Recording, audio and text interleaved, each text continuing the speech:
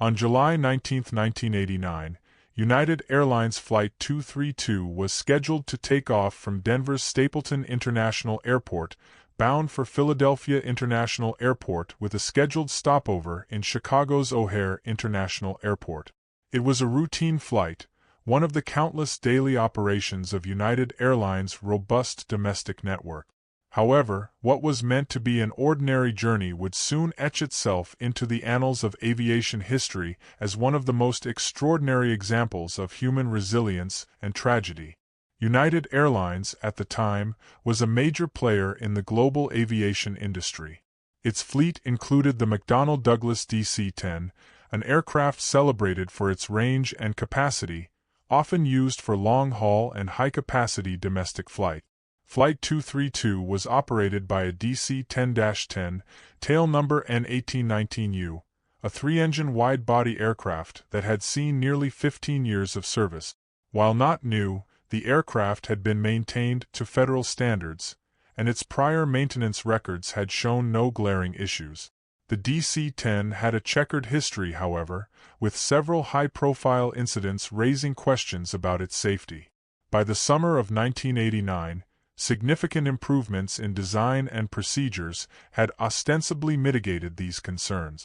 The crew for Flight 232 included some of United Airlines' most experienced personnel. Captain Alfred C. Al Haynes, 57, was a seasoned aviator with over 30,000 hours of flight experience, including nearly 7,000 hours on the DC-10. Calm and methodical, Haynes was known for his humility and ability to lead under pressure. At his side was First Officer William R. Bill Records, 48, a competent and skilled pilot with over 20 years of experience. Completing the cockpit team was Second Officer Dudley J. Dvorak, 51, the flight engineer responsible for monitoring and managing the aircraft's systems. Together, this crew represented the epitome of professionalism, confidence, and teamwork. The passenger list comprised 296 souls, 285 passengers, including 52 children, and 11 crew members. It was a diverse group, ranging from business travelers to families heading out for vacations. Among the passengers were several notable individuals, including Jerry Schemmel, a Denver radio broadcaster, and Spencer Bailey, a toddler traveling with his mother, who would later become one of the crash's youngest survivors. Many passengers were seated blissfully unaware of the drama that would soon unfold, as the initial phase of the flight began uneventfully. The DC-10's design was emblematic of 1970s aviation innovation, characterized by its distinctive tri-engine configuration. One engine was mounted on each wing, with the third embedded in the tail. This tail engine, a General Electric CF6-6D, would become the focal point of the unfolding disaster. The DC-10 was praised for its redundancy, designed to safely operate even if one engine failed, but as the events of Flight 232 would prove, certain failures could bypass these safeguards, pushing the aircraft and its crew into uncharted territory. At 2:09 p.m. Central Time, Flight 232 departed Denver. The climb was smooth, and the flight settled into its cruising altitude of 37,000 feet. The mood in the cabin was relaxed, with flight attendants moving through the aisles, serving drinks and snacks. Children laughed, passengers read magazines, and many dozed off in their seat. As the aircraft sped eastward toward Chicago, there was no indication that anything was amiss. For the passengers and crew, it was just another day in the sky. This seemingly routine flight took place against the backdrop of a rapidly evolving aviation industry. The 1980s had seen significant advances in technology and safety protocols, spurred by a string of tragic accidents in the 1970s. Aircraft manufacturers, airlines, and regulators had worked together to enhance cockpit resource management, CRM, maintenance protocols, and emergency response training. Captain Haynes and his crew were beneficiaries of this emphasis on safety culture. They had undergone extensive training, including simulations of various failure scenarios, though none could prepare them for the unprecedented chain of events that was about to unfold. The first sign of trouble came at 3:16 p.m. A loud bang reverberated through the aircraft, jolting passengers and crew alike. It was the sound of catastrophic failure, an event so rare and so sudden that it would challenge even the most seasoned aviators. At 3:16 p.m. Central Time, as United Airlines Flight 232 cruised smoothly at 37,000 feet, a loud bang shattered the tranquility. The sound reverberated through the aircraft like a gunshot, jolting passengers from their seats and sending vibrations through the frame of the McDonnell Douglas DC-10. A moment of stunned silence followed, broken only by muffled gasps and the rattling of overhead compartments. Captain Alfred Haynes and his cockpit crew were jolted into action, unaware that they were about to face one of the most harrowing challenges in aviation history. The explosion. The source of the explosion was the tail-mounted General Electric CF6-60 engine, which had suffered a catastrophic failure. Inside the engine, a titanium fan disc, the core component spinning at thousands of revolutions per minute, had shattered into multiple fragments. These fragments, propelled by enormous centrifugal force, tore through the aircraft's tail section with devastating precision. Hydraulic lines, critical for controlling the aircraft's rudder, elevators, and other flight surfaces, were severed almost instantly. Unbeknownst to the crew, the failure of the fan disc was the result of a microscopic manufacturing defect. Over years of operation, the defect had grown into a crack too small to detect during routine inspections. On this flight, the stress finally overwhelmed the material, resulting in a catastrophic uncontained engine failure. The cockpit's initial response. In the cockpit, Captain Haynes, First Officer Bill Records, and Flight Engineer Dudley Dvorak sprang into action. Warning lights flashed across their instrument panels, accompanied by urgent alarms. Dvorak immediately began assessing the engine failure. "Number 2 engine out," Dvorak reported, his voice calm but tense. Haynes nodded. A single engine failure was concerning but not catastrophic, particularly on a DC-10. The aircraft was designed to operate safely on 2 engines. "Shut it down," Haynes ordered, referring to the damaged engine. As Dvorak moved to shut down the number 2 engine, Records began scanning their instruments for secondary problems. "Hydraulics," Records muttered, his voice trailing off as he realized the gravity of the situation. 3 separate hydraulic systems controlled the DC-10's flight surfaces, providing redundancy in case of failure. Yet, in an unprecedented convergence of bad luck in physics, the debris from the fan disc had severed all 3 systems. Hydraulic pressure dropped to 0, a scenario so improbable that it had not been covered in their training. "We've lost hydraulics," Records said, his voice rising slightly. Haynes frowned, gripping the yoke. "All of them?" Records nodded grimly. "All of them."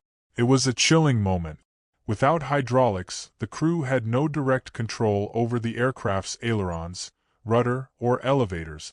The DC-10, a machine of immense complexity and precision, was effectively crippled. What's more, the redundancy designed to protect against such a failure had been rendered useless. The gravity of the situation. Haynes took a deep breath, his training kicking in.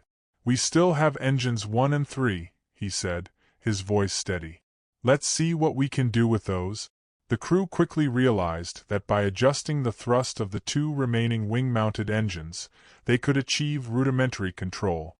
Increasing power on one engine while decreasing it on the other allowed them to influence the plane's direction. It was a crude and imprecise method, but it was their only option. "Right engine up, left engine down," Records suggested as the plane began to bank uncontrollably. The adjustment helped stabilize the roll, though the aircraft continued to pitch downward. In the passenger cabin, fear had begun to spread. The loud explosion had left many shaken, and the plane's sudden movements only heightened the tension. Flight attendants moved quickly to reassure passengers, their professionalism masking their own growing dread. Communication with air traffic control. At 3:20 p.m., Captain Haynes contacted Minneapolis Air Traffic Control, his voice calm despite the chaos. Minneapolis Center, United 232. We've had an engine failure. Declaring an emergency. The controller, Mike Hamilton, responded immediately. United 232, Roger. Say intentions? Haynes hesitated for a moment. Their options were limited. They needed a long runway with emergency services on standby immediately. Sioux Gateway Airport in Sioux City, Iowa, was the closest viable option. We'll need Sioux City, Haynes said. Advise them we're coming in heavy and hot. Hamilton acknowledged the request, relaying the information to Sioux City's emergency services. Meanwhile, the crew focused on keeping the plane stable. The combination of thrust adjustments and gravity kept the aircraft in a wide, descending right turn, a dangerous but necessary compromise. Coordinating with Sioux City. At 3:29 p.m., Sioux City Air Traffic Control took over communication with Flight 232. Controller Kevin Bachman, a seasoned professional, understood the gravity of the situation almost immediately. United 232, Sioux City, Bachman said. We're clearing runway 22 for your landing. Emergency equipment is being mobilized. Haynes responded, his tone calm but direct. Sioux City, we have no hydraulic. We'll need all the help we can get. The admission was a chilling one. Without hydraulics, the chances of a safe landing were almost non-existent. Yet, Haynes and his crew continued to work tirelessly, improvising and adapting to keep the aircraft aloft. The role of training and luck. At 3:35 p.m., Denny Fitch, a United Airlines training check airman who happened to be a passenger on Flight 232, volunteered to assist in the cockpit. Fitch, a DC-10 expert, quickly assessed the situation and took over managing the thrust controls, allowing Haynes and Records to focus on the plane's trajectory and descent. Fitch's arrival was a stroke of luck. His expertise provided the crew with valuable insights into the DC-10 systems and capabilities. Together, the four men worked as a cohesive unit, testing every possible adjustment to keep the aircraft stable. We're going to have to fly this thing onto the runway, Fitch said at one point. We'll never be able to flare. Haynes nodded grimly. Let's get it down in one piece. Preparing for impact. By 3:45 p.m., the aircraft was on its final approach to runway 22 at Sioux Gateway Airport. The plane was descending rapidly, and the cockpit was filled with tension as the crew coordinated their final adjustments. Flight attendants instructed passengers to brace for impact, their voices steady despite the fear they felt.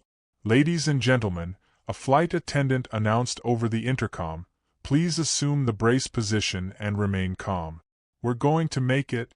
In the cockpit, Haynes gripped the yoke tightly, his voice steady as he gave instructions. Left engine down, right engine up. Keep her steady. As the runway came into view, the enormity of their task became clear. The DC-10 was coming in too fast and too steep, its damaged systems unable to execute a proper landing. The final descent. At 3:59 p.m., United Airlines Flight 232 emerged from the turbulent sky above Sioux City, Iowa, and aligned with runway 22. The enormous McDonnell Douglas DC-10 descended rapidly, its silhouette stark against the horizon. Inside the cockpit, the crew worked with relentless focus, coaxing the crippled aircraft toward the runway with a combination of skill, ingenuity, and raw determination. The runway stretched before them, a narrow lifeline amidst the chaos. We're fast, Captain Alfred Haynes said, his voice calm but tinged with urgency. Real fast. Keep her steady, First Officer Bill Records replied, his hands adjusting the throttles as he monitored their trajectory. The Endeavour wasn't descending in a typical glide, but plunging at a steep angle. The absence of hydraulic systems made it impossible to perform a standard flare maneuver, where the aircraft's nose would lift slightly to reduce speed and soften the landing. Instead, the crew aimed for controlled impact, an oxymoron but the best option available. Denny Fitch, the DC-10 training check airman who had joined the cockpit from the passenger cabin, manipulated the throttles with precision, his knuckles white as he gripped the controls. His efforts created just enough differential thrust between the two functioning engines to guide the plane in a shallow right turn, correcting for its unrelenting drift. "We're going to make the runway," Fitch said, his voice steady. "But it's going to be rough." Impact. As Flight 232 crossed the airport perimeter, it was clear to the crew that their speed and descent angle were far beyond safe limit. Captain Haynes gave one last order: "Brace for impact." In the cabin, the flight attendants shouted instructions over the din of the engines. "Heads down. Stay down. Brace. Brace." Passengers gripped their seats, whispered prayers, or clutched loved ones. Fear was palpable, but so too was an unspoken resilience, a shared hope that they might survive. The first point of contact was catastrophic. The aircraft's right landing gear struck the edge of the runway, collapsing under the immense force. The right wing dipped, and the starboard engine slammed into the ground, creating a shower of sparks and debris. The impact twisted the fuselage violently, snapping it into sections as the aircraft careened across the runway. The DC-10's left wing caught the ground next, erupting into a massive fireball as fuel ignited. Flames roared through the cabin, and thick black smoke billowed into the sky. The forward section of the fuselage flipped onto its back, skidding along the ground before coming to a halt in a cornfield just beyond the airport's boundary. For those on board, the crash was a cacophony of sound and chaos: the deafening roar of tearing metal, the shattering of glass, and the screams of passengers. The cabin was thrown into darkness as the power failed, illuminated only by the flickering flames outside. Moments after the crash, when the aircraft finally came to a stop, an eerie silence fell. Survivors struggled to comprehend what had just happened. In the fractured fuselage, some passengers unbuckled themselves and began assisting those nearby, their movements fueled by adrenaline.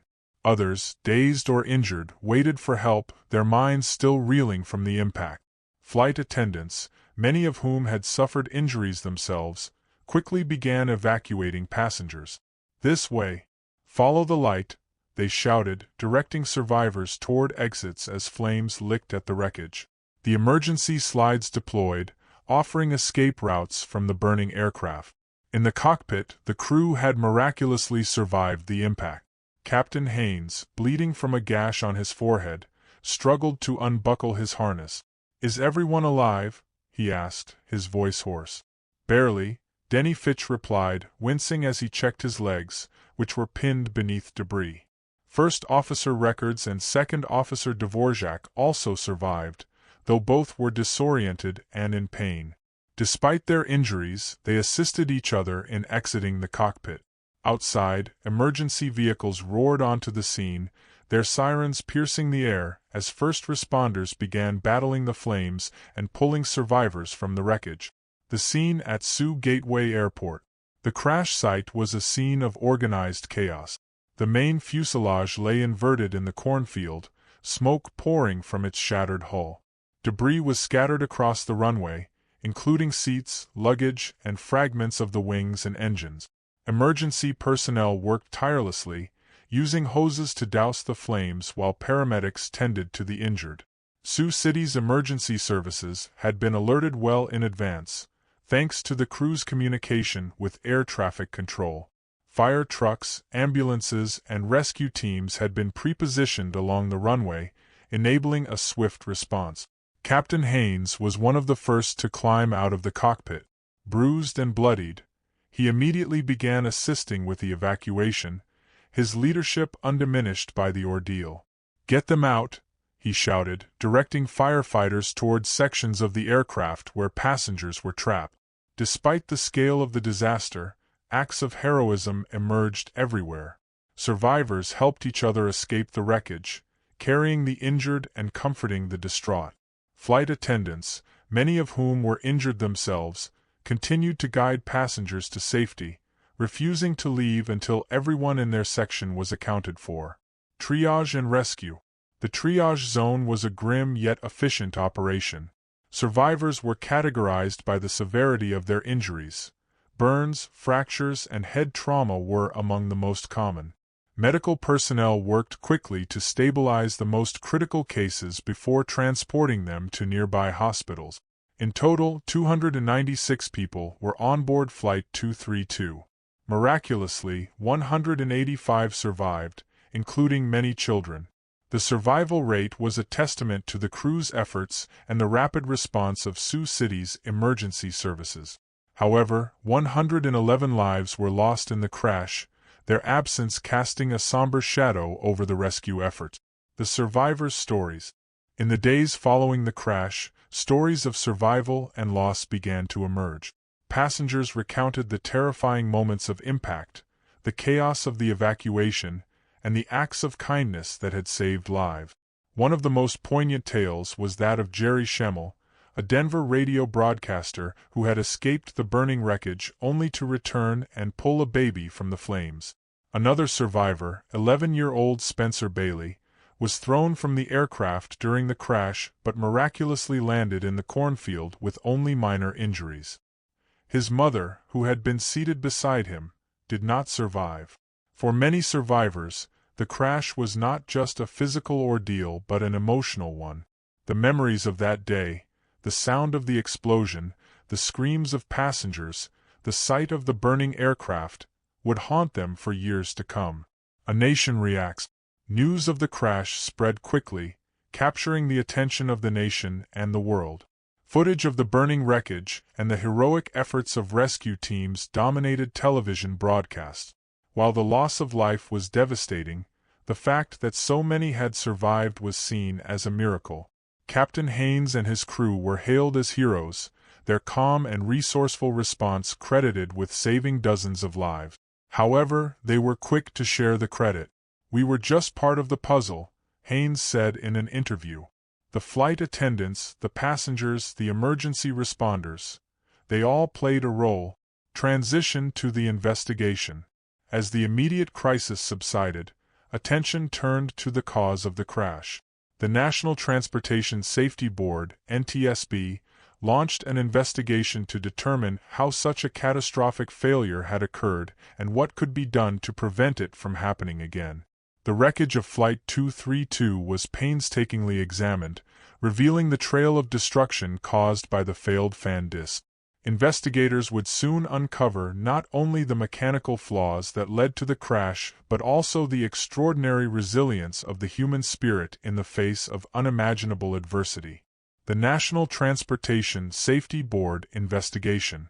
The crash of United Airlines Flight 232 set off one of the most complex and high-profile investigations in aviation history.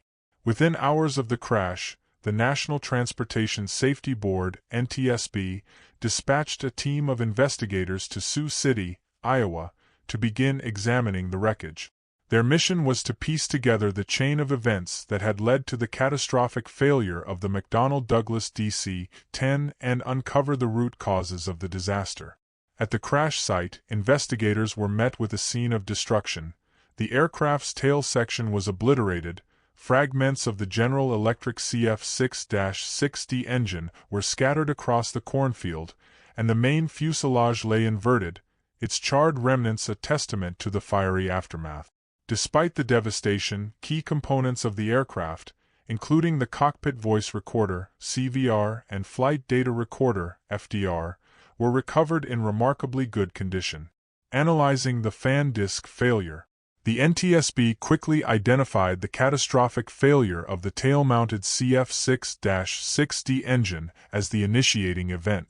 The engine's titanium fan disc had shattered into multiple fragments, causing debris to rupture all three hydraulic systems, an event previously thought to be nearly impossible. Investigators traced the root cause of the failure to a microscopic crack in the fan disc, which had grown over time due to metal fatigue. The fan disc had been manufactured in 1971, and subsequent analysis revealed that the defect originated during the forging process.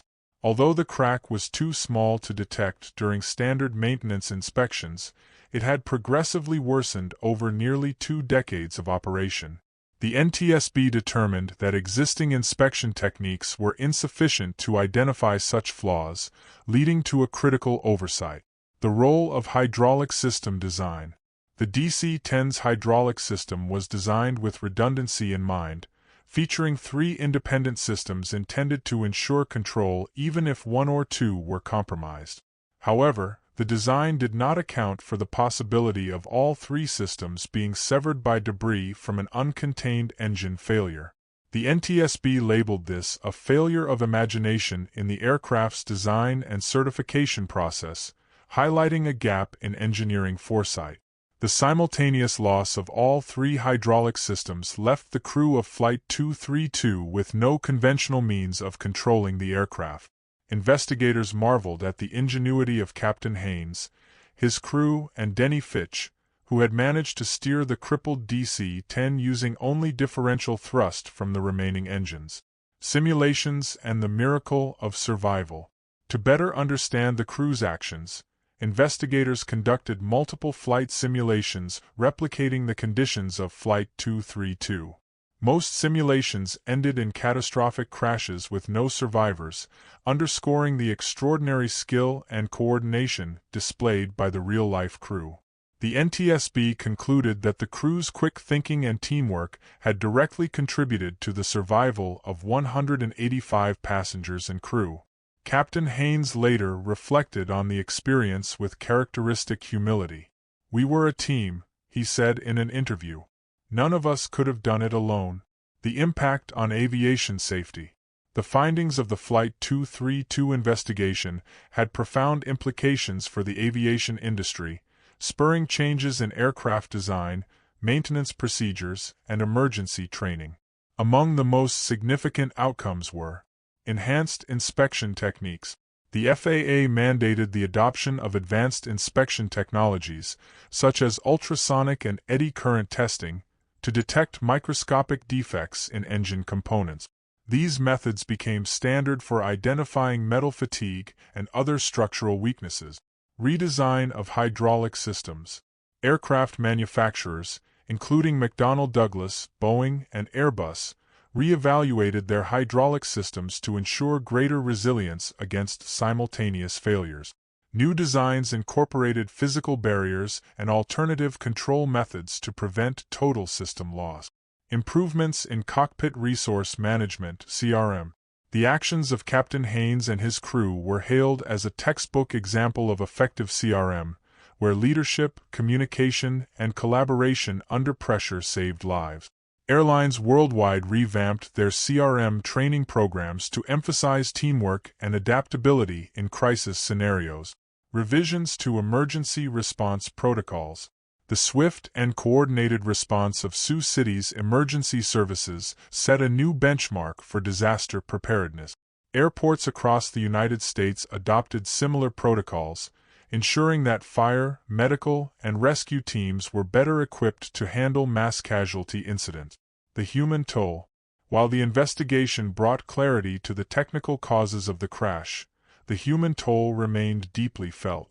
The families of the 111 victims faced profound grief, grappling with the sudden loss of loved ones. Memorial services were held across the country, and United Airlines established support programs for survivors and victims' families. Among the survivors, many struggled with physical injuries and emotional trauma. Jerry Schemmel, who had heroically rescued a baby from the burning wreckage, later wrote a memoir detailing the crash and its aftermath. Other survivors, like Spencer Bailey, carried the scars of the experience into adulthood, using their stories to inspire resilience and hope. Captain Haynes became a reluctant hero, dedicating much of his post-crash life to advocating for aviation safety and speaking at conferences about the lessons learned from Flight 232. "It wasn't luck," he often said. "It was preparation, teamwork, and the grace of everyone involved." Legacy of Flight 232. United Airlines Flight 232 became a turning point in aviation history, a tragic yet inspiring reminder of the human capacity to adapt and overcome. The crash reshaped how the industry approached safety, leading to innovations that continue to protect passengers and crew to this day. The story of Flight 232 also became a symbol of hope, demonstrating that even in the face of impossible odds, courage and determination can make a difference.